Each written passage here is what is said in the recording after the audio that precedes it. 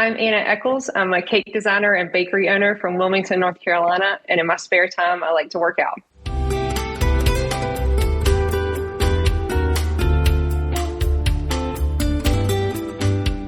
Hello, you're listening to Art, the podcast where we get to know women from around the world of visual arts.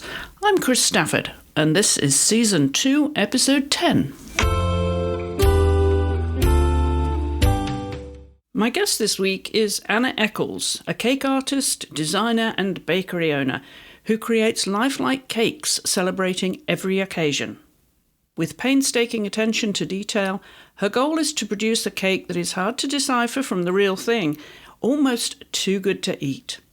Anna was born in Wilmington, North Carolina in 1984 to Douglas and Delona Echols. She has one brother, Douglas Echols Jr., who is a custom home renovator. Her father, who passed away in 2006, was a commercial real estate developer and entrepreneur who loved cooking, and Delona, a stay-at-home mum. Her father once owned the shopping centre, actually, where Anna's bakery business is now based, although he sadly did not live to see her business develop. Anna attended Cape Fear Academy for pre-K through 12th grade in Wilmington, followed by Meredith College in Raleigh, North Carolina, for her bachelor's degree, prior to attending the Orlando Culinary Academy for the Le Cordon Bleu Patisserie and Baking Program. It was while she was there that she took part in TLC's The Ultimate Bake-Off, which, Anna says, was a defining moment in her career. In 2011, she returned home to Wilmington to her mother's house, where she started her bakery business and operated for the first 2 years. One Bell Bakery took off, and she expanded her space for customers and which now has 8 full-time staff, whom Anna considers her family. Anna's creative artwork has attracted celebrity clients, including the late country music singer Charlie Daniels, who gave her a cowboy hat in return. Anna, welcome to the Art Podcast. Great to have you here. Thank you so much for having me.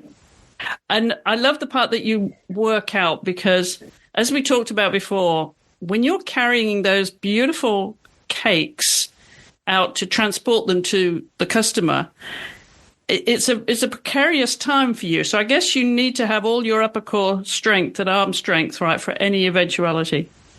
I really do. People do not understand how heavy some of these cakes are. They really are. Sometimes it takes more than one person to lift them. How much would they weigh? Like, what would be the heaviest cake? Oh, we've had cakes that weigh up to 70 pounds. Just all the buttercream, and when you're talking about like an 8-tier cake plus a board and structure in it, they really are a lot heavier than you would think. And of course, the way that you carry them, all the strength is on your forearms, so it's kind of an awkward thing to carry and hold and balance perfectly straight. And you were saying you know every pothole in Wilmington, North Carolina. I know every single pothole in this city. I know exactly what roads not to take. You have to avoid all the brick downtown, and I know exactly which way to safely transport a cake. Because some of these cakes, I mean, of all the work you put into them, Anna, and then they are quite tall, some of them as well. So if they toppled, I'm bound to ask, have you ever had a disaster on delivery? We have had a couple disasters, but honestly, it's been a situation that I've been fortunate enough to recover from. Just a couple mishaps in transit, but just by the grace of God, had enough time to get back to the bakery and just happened to have extra cakes and was able to, construct something at least for the bride and groom to have to cut into. So I haven't had any, disasters that just took me off my feet, but a few bumps in the road have definitely gotten me. And you create these beautiful masterpieces. They are art of the cakes that you make, and they're for any occasion, right? They can all kinds of occasions, not just weddings or christenings. Anything. Exactly. I mean, the bulk of the business is definitely weddings, but we also do divorces, and we celebrate anything you can imagine. Potty training, success stories, really, really anything. And that's what makes it fun, honestly, when someone emails us or calls us and asks us to create something for a really random occasion. I think that's awesome. I love doing that. Have you had any real surprises that you've never done before and you think, oh my goodness? The first divorce cake was surprising just because most of my days are spent celebrating weddings. And so the first request for the divorce celebration cake was a shock. But other than that, now I can't say I've seen it all, but it does take a lot to surprise me at this point what people are celebrating. Well, let's just put this in context, Anna, because you were introduced to me by our first guest of season 2, Natalie Watts. Yes. Who you have an interesting connection with. Just explain how you guys know each other. Yes, her father and my mother are together. So we are unofficial sisters. But both of their partners are gone. This is not an affair that we're disclosing to the public. Correct. Yes. Yes. My father passed away and her mother passed away around the same time. And Natalie's from Wilmington. And we actually grew up like pretty much across one street. So not too far. I didn't know her or her dad, but of course now they're a huge part of our life. So what age were you when you guys met then? It would have been when it was probably 2011. I believe 2010. So you don't remember each other from childhood? No, she is a little bit older than I am. So I don't recall meeting her or her sisters at any point growing up. Well, she told me about the wonderful work that you do as a cake artist, designer, and that she had actually produced a sizzle for you and hoping to get that to air somewhere, which it really was lovely. The story of your... Oh, you saw it? I did see it. Oh, great. Yeah. That was so much fun. Yeah. And it really speaks to, obviously, showing your work and... I mean, the artistry that goes into it, your team, and beautiful, beautiful images, which people can see also on Instagram if they want to see a still photo of your work. I recommend you do follow Anna here at One Bell Bakery, isn't it? At One Bell Bakery. Yes. And we'll put that in the show notes, of course, at the end of the show.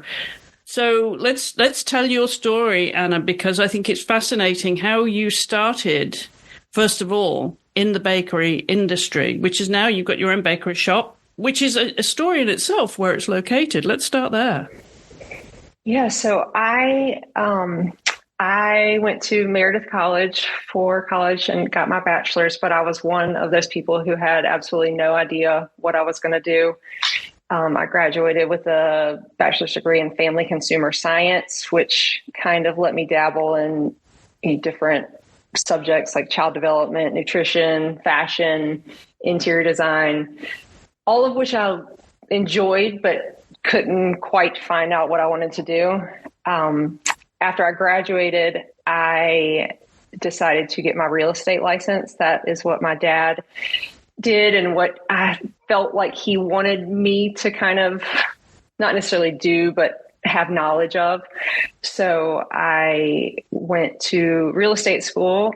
And during that process is really kind of when I fell into baking. I was bored out of my mind in real estate classes. It didn't interest me at all. And so in between studying, I started baking. It was kind of when like really cool cakes were coming on the scene. I remember being in a Bible study. It was a co-ed Bible study, and we would always fix dinner, and the guys would, throw meat on the grill, and the girls would make other things. And at one point I just was like, I'm going to make the dessert. And I remember going to Books A Million and getting a book with this really cool cake on the front of it. And I it said like how to cover a cake in fondant. And it was the first time I had ever touched fondant.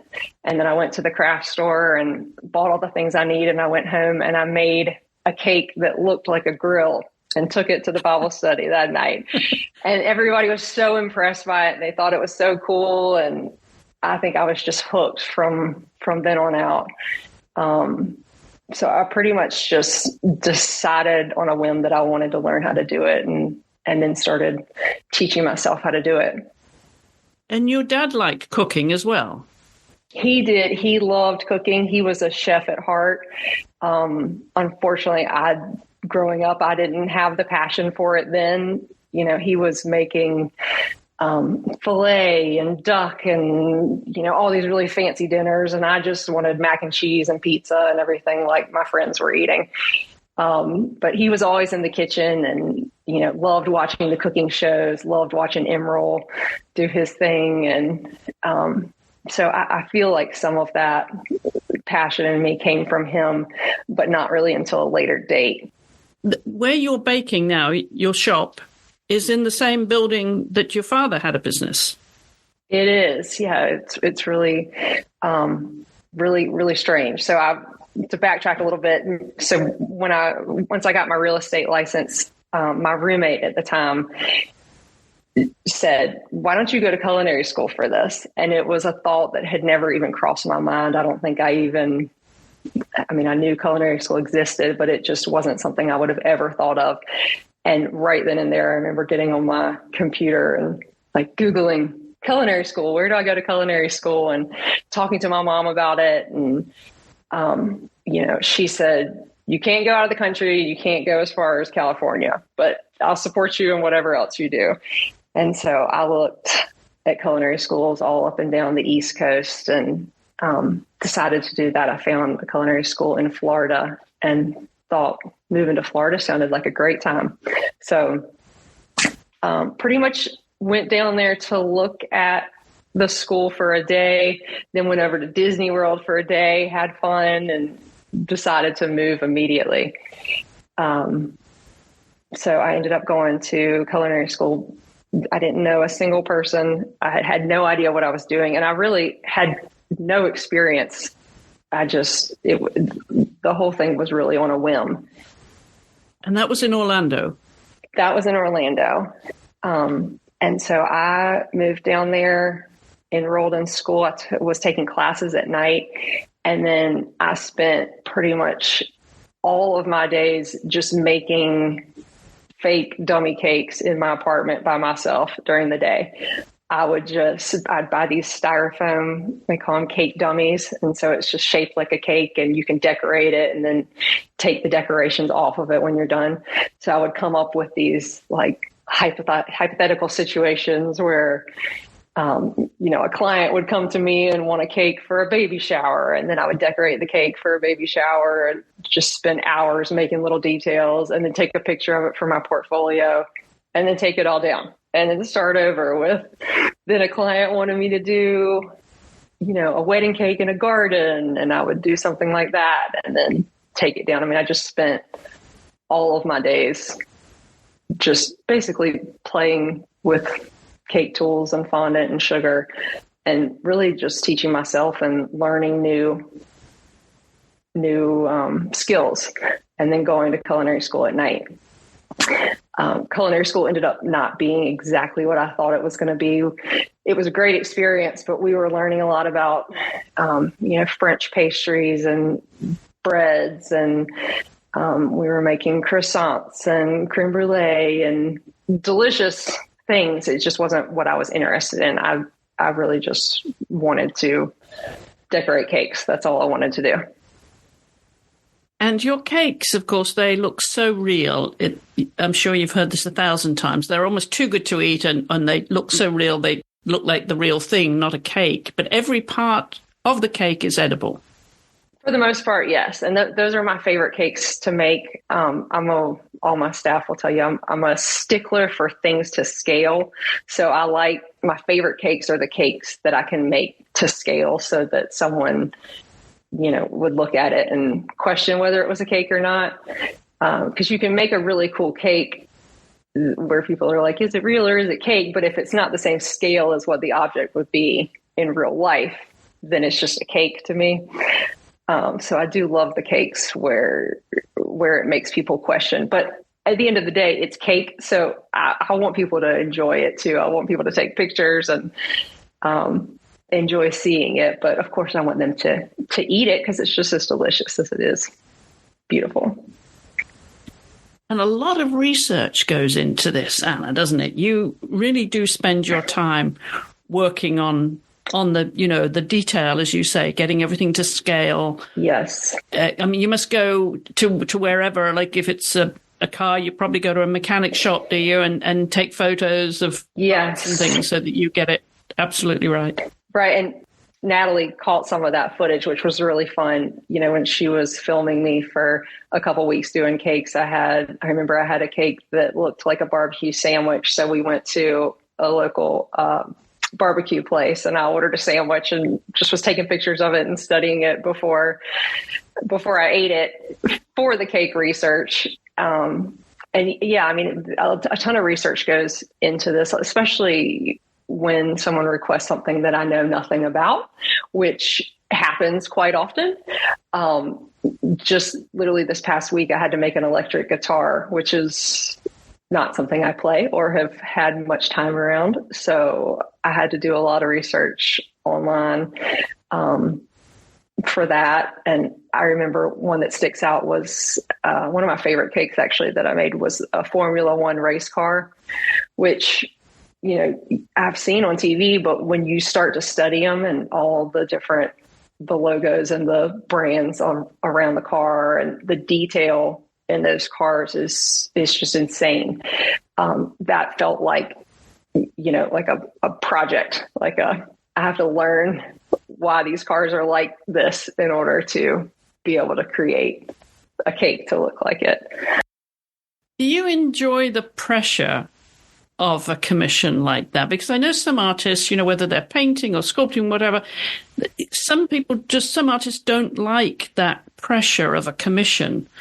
How do you cope with it? Because this is for an occasion. This is a big day and you can't be screwed up. Right. I do and I don't. I would say I kind of work well under pressure. If it's something that I'm really into, it's just the best. It's like a high. It's the most exciting thing. Like if it's an object that I love, if it's something that I know nothing about, it's a little scarier.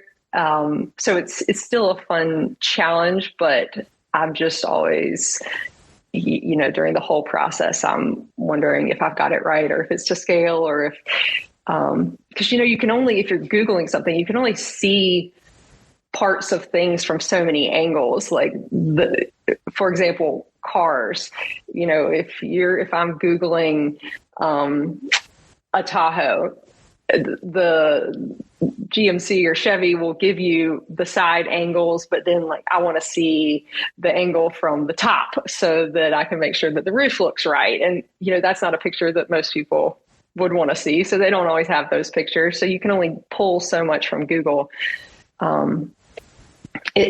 It is fun, but it gets challenging when I feel like I'm limited to what I can do based on the images I can find or, the images that the client provides. If they say, here is my car, make my car, but they send me one angle or one photo of it.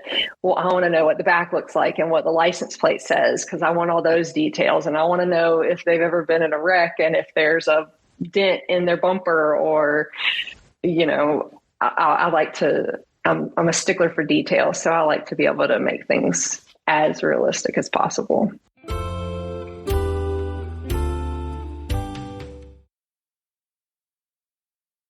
So this painstaking detail comes naturally to you. Is it something that has also brought with it patience? Have you also always been patient? I guess so. Yeah. Yeah. Does this really slow you down and make you patient because of that incredible attention to detail that you have to have? I guess I do have patience. I find that people that's what people say most often when they're watching me work. I would never have the patience for this. I could never sit here and do this, for this long. So I do find people telling me that all the time. It's second nature to me. I enjoy the process. So yeah, I mean, after I've been working on a cake for 3 days, I'm probably maxed out and I'm ready to finish up a project and see it out the door. But I really don't mind all that. I love the details, honestly. Like if I'm carving, carving a big object, it's putting the small details on it that is my favorite part, not actually carving the object. What would your family and friends or even your staff say about you in terms of your personality and your professional traits? Oh, that's a good question. I mean, they would definitely point out my attention to detail. I'm still really hard on myself and, second guessing whether things look good or if I've put enough detail into something. And my staff's amazing. They're always right there saying that that it's amazing and the customer's going to love it. And I'm surrounded by really, really great cheerleaders that if I ever doubt what I'm doing, they definitely lift me up. Now, you're one of two. You have a brother. I'm just wondering what life was like growing up for you, Anna. What kind of things that you were amused by as a child? What were your earliest memories? My brother and I are really close. We had a great childhood. We spent our summers at the beach together, and we live in a beautiful town. And I wouldn't say we had that much in common. We had different interests, but we really did have a great childhood. I was always really into art. People still say, if I show them pictures of what I do, they'll say, "You're such an artist." And, even you must think so because I'm on your podcast now, but it's still hard I don't think of myself as an edible artist. Yes. But, I loved art growing up, and art class was my favorite class. I was always really crafty, but I never felt like I excelled at art, if you know what I mean. Like I cannot draw anything. I can't draw one thing. I can draw stick figure people. I can draw stick figure puppies. I can't really paint either. If I sat down in front of a canvas, it's like decorating cakes is really the only medium that I found that my hands allow me to do, which is a great thing. It's really fun and I enjoy it, but it's still sometimes funny to hear people call me an artist because I do feel boxed into my one little niche of cakes. But given the multi-dimensions of that, I would have thought maybe sculpting might be something that you could easily do. Well, it wasn't when in my art classes in school, but that was, that thinking back on it with clay, I mean, that was with my hands. It's like now my tool of choice is a serrated knife. So maybe if I had been given a serrated knife back in school, I would have been better. But that's, I'll start with just a sheet cake essentially, and then take a knife and I can carve that into the shape that I want. I still will use templates though, just because I'm such a perfectionist. I don't, if it's a certain shape, I'll print out a template to follow just to make sure that I have everything right. What kind of art did you like then as a child, since you were drawn to it? I mean, really anything. Like I say crafty. I loved doing projects. I can specifically remember a project where we had to, I don't even know what we had to paint, but then our teacher essentially had us shred it into these strips, and then we wove metal through the strips. It was like a weaving of paper and metal, and I thought it was just the coolest thing. I liked to create things with my hand instead of just draw. I remember I took a 2D art class in college, and it was just black and white drawing. I mean, it was terrible. I hated it. I can't even believe I passed it. So I'm better with 3D. I'm better with color. I'm better with more fun projects than just, a sketch pad and a pen. And in the kitchen at home then, when you were a child, were you inclined to help your mum with the cooking or your dad? I was not. There are pictures like probably every kid has, with a cute little apron on when I'm in the kitchen, and I think I was helping with something. I mean, my mom and I do have memories of making gingerbread houses at Christmas, and I did love doing that. And we would make lollipops at Christmas, but I don't really have memories of making cakes per se. But when I think about it, when I make these really awesome cakes for kids' birthdays now, and I think, well, I didn't have really awesome cakes for my birthdays back then, but it just wasn't a thing back then, really. I mean, people were just making cakes at home. Not to say there weren't bakeries, but I think real crazy cake decorating didn't come on the scene until, the Food Network started doing the cake challenges, and it just kind of blew up. I think in like 2009 or something like that. But yeah, I mean, I was probably in the kitchen as much as any other kid, but I can't say that, my career started back when I was 5 or anything like that. I don't remember being in the kitchen baking a lot. And then you did turn to your mum's kitchen to start off your business for a couple of years. I did, bless her heart. So I've moved. I had a wonderful job in Orlando. Made some really cool cakes. I was fortunate enough to be on TLC's Ultimate Cake Off when I was down there. I was the youngest competitor to ever be on the show. How did that go? I didn't win, so I didn't win the $10,000, but it was a really awesome experience. They flew us out to LA, and I met so many people, and a huge jump for me, I would say, in my cake career. A really, really great experience that I still treasure to today, but did not win, so didn't take home the prize.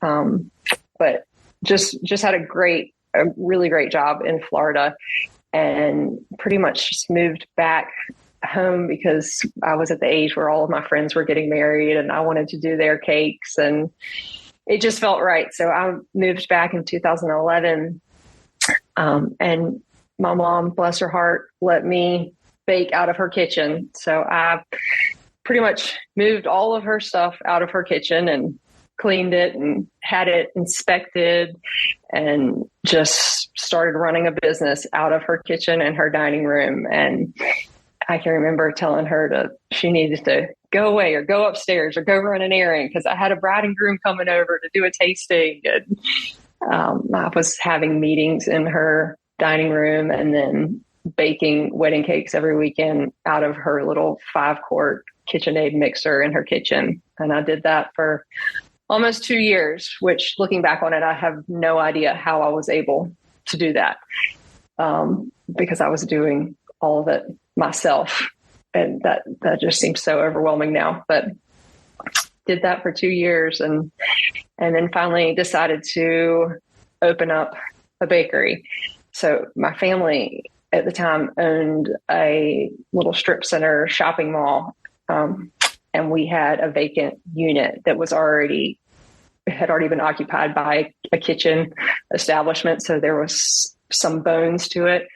So I decided to move into there. I did a lot of the construction myself, so it was a long process. The unit was disgusting. I had to rip up floors and take down ceiling tiles and completely gut it.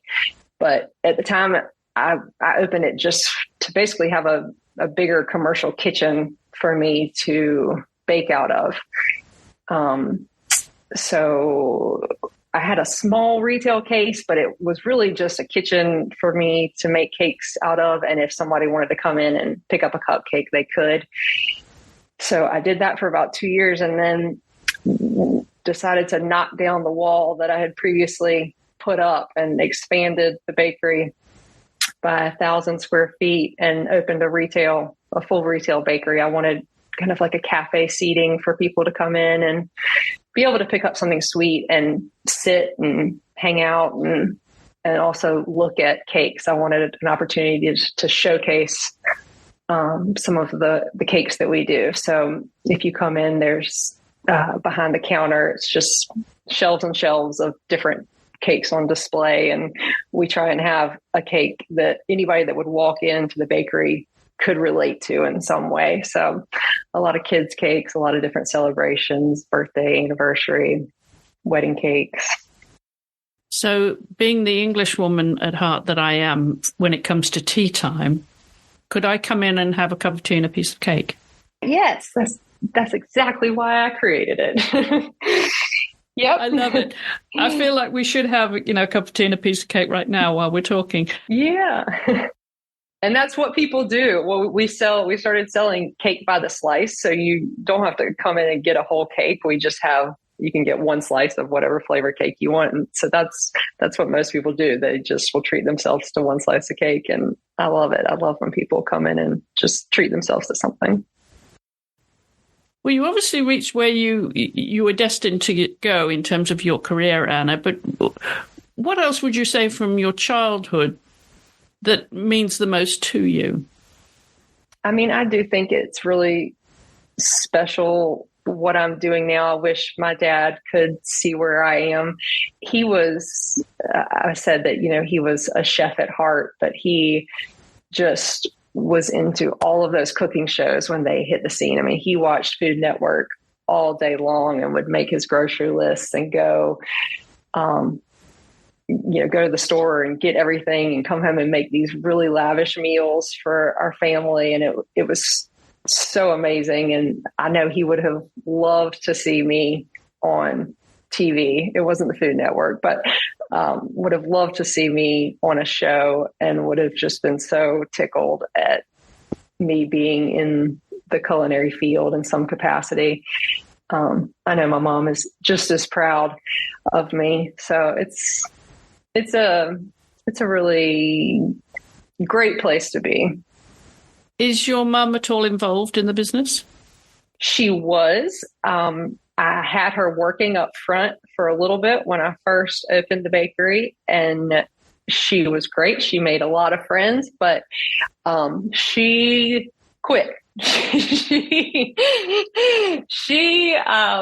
think I was working her too hard and paying her too little, and rightfully so. She said that she didn't want to answer the phone anymore, and she wished me well. So, no, she is always there for me when I need her. She still runs errands when I get swamped during wedding season and, I'm missing an ingredient or something. So she's the best, but she is no longer an employee of One Bell Bakery. I asked her to deliver one wedding cake, which ended up becoming quite the adventure. So she has vowed to not do that again. All right, we won't embarrass your mum anymore on the show. Yeah. Sorry, Delona, we really didn't really want to embarrass you. She's the best. I'm just thinking too, in terms of the artists in your family, your dad's mum, so your grandmother on your dad's side, was also an artist. Yes, she was. I have several of her paintings hanging in my house. She was an artist. And when I think about it, she actually did make some of my birthday cakes that were gorgeous, with just some hand piped flowers on them. When I think about it, that was pretty advanced. That was a pretty advanced skill that she was doing back then. Just on a bundt cake or something, but it had colored icing and and pretty flowers. So maybe I did get some of the skill from her as well. Well, we also ask for the guest playlist. You know that because we use your chosen music, your playlist on the Instagram posts. But I'm wondering what the playlist would be in the bakery. Do you have like that kind of atmosphere, or is it all concentration, no music? So honestly, I can work in complete silence. I get so focused that I tune everything out and I don't hear the music anyway. If I'm in the bakery by myself late at night, chances are music is not on, which usually shocks people. But I just get so in the zone that I do better without distractions. But when my staff is there, there is always music playing. But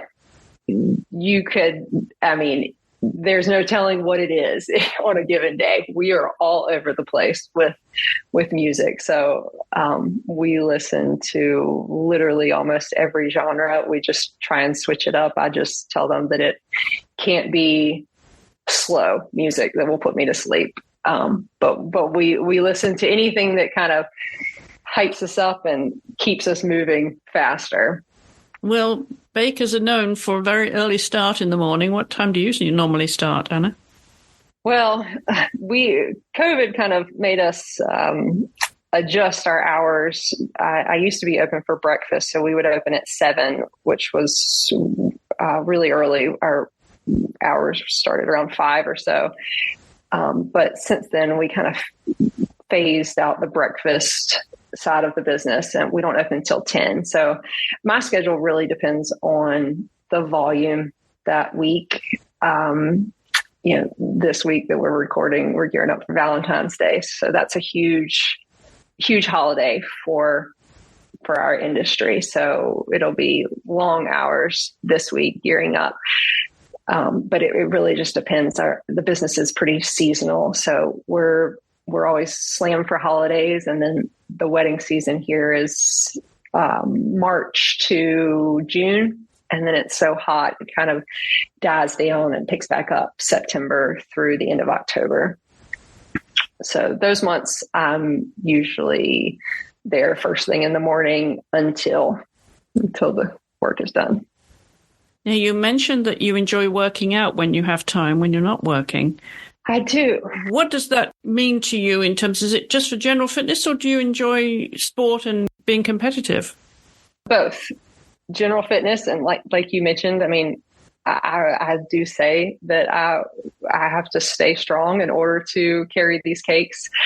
Also, just the sheer nature of holding my right arm in the air all day, putting buttercream on cakes, I get so sore. So I do like to kind of try and stay loose. But I do love sports. I grew up playing sports. I played soccer and basketball and tennis and volleyball. So I do love sports. I don't play any team sports currently, but I do just like to stay active and athletic. I love watching all types of sports, and just in general, I find it motivating. The other thing that I've realized I like to do is puzzles. And I've discovered recently that it's because it's the only activity that keeps me completely zoned out. And I'm not thinking about work or cake or the bakery or taxes, or I'm just thinking about the puzzle that I'm doing in front of me. So yeah, that's another thing that I've gotten into recently. These are jigsaw puzzles. Yes. Just like 1,000, 2,000 piece puzzles. I just crave. I think it's just so I can mentally check out for a little bit and not think about cake, because I am always thinking about cake. I catch myself, if I'm shopping, I'll see like a texture on something and be like, oh, that would be so cool if I could make that texture on a cake. And then I shake my head and I'm like, you're not thinking about cake right now. You're not doing cake right now. You never know what people are thinking about at any time, do you? Whether you're in public or private, you never know what people are thinking. And I would imagine yours is just one good thing. It's cake that everybody could say, oh, well, I know what she's thinking about. She's distracted. She's thinking about cake. That is so true. It really is. Yeah. At any given time, I'm probably thinking about cake. What it looks like, not what it tastes like, but what it's going to look like. Do you taste everything before it goes out the door? Yes, I do. When I get new chefs, that becomes really challenging because, of course, I want to taste everything they make before we sell it. So the one bite rule, that's another reason I have to work out. Because on some days I'm tasting 10 different things and they're all delicious. So sometimes you want another bite of it. But it's like they say, people will say that if you work in a pizza restaurant, you never want pizza. Honestly, like after I've tasted it, I don't really, want the things that we make. I want, like ice cream or something that I don't have around me all the time. But yes, we taste everything that you have to. You really have to. Are you in the place you really want to be now, Anna, both professionally and personally, or can you see the business growing even more? I am. I really am content right now.